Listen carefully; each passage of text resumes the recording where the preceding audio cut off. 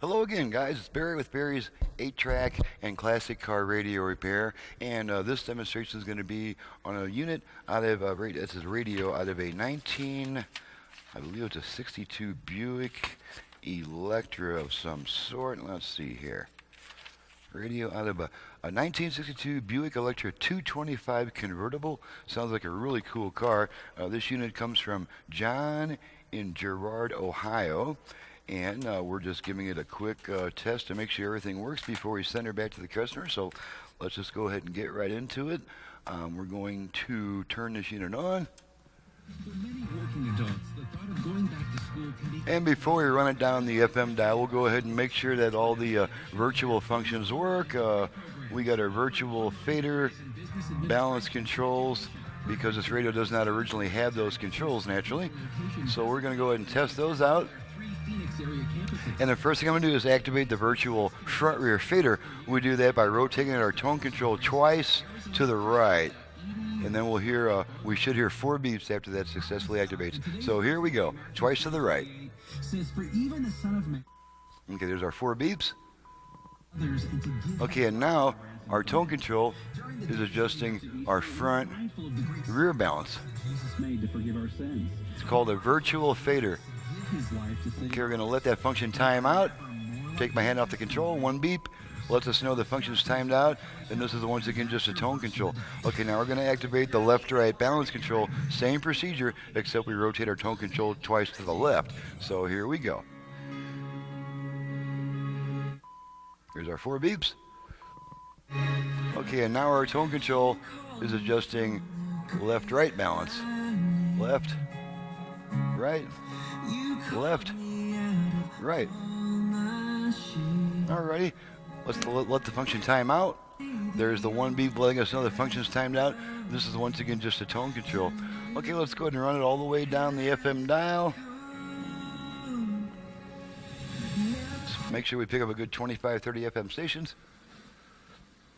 The Flagstaff Community Wellness and Heat...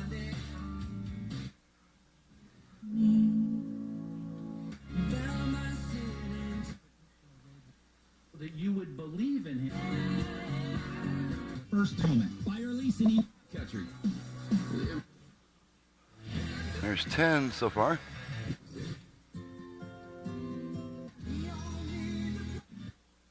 We're a pack of scary... For 60 months on a new 2018 rep. Also thrown in a...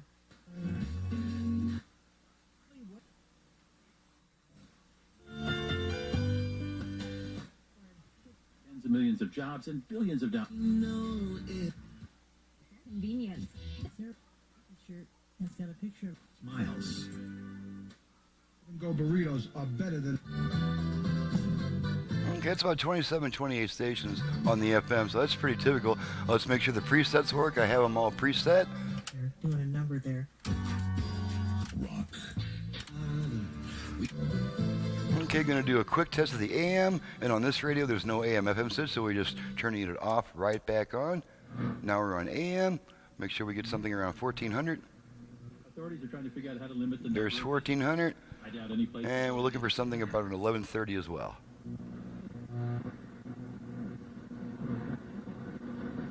3 stars. And there we go. Dogs, which despite its... Okay, let's take it back to FM just for fun. We'll go ahead and test the line input, and for that I've just got a quick test tone. I'm going to feed into it, just make sure that it switches over away from the radio and accepts the aux input. There's one side, and there's the other side, and now because of the Vox circuitry, the radio is still stuck in the aux input mode because you don't want it switching back to the radio between songs if you're using the line input or between during silent music passages. So there's a 20-second delay before the radio comes back on. If you don't want the delay, just turn the unit off, turn it right back on. The delay's canceled out. Everything's fine again.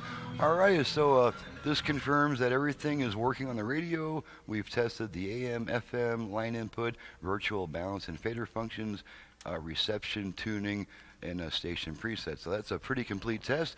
I'm ready to get out of here and on to the next job. So with that in mind, this is Barry with Barry's 8-track and classic car radio repair. If you have an 8-track player either for home or for car use in need of service, you can reach me at 928-533-9666. Needless to say, I also do FM conversions on classic car AM radios. I can also add Bluetooth, line input, USB reader, who knows what else. Thank you very much for watching and listening. My website is in the description below, and we'll see you next time.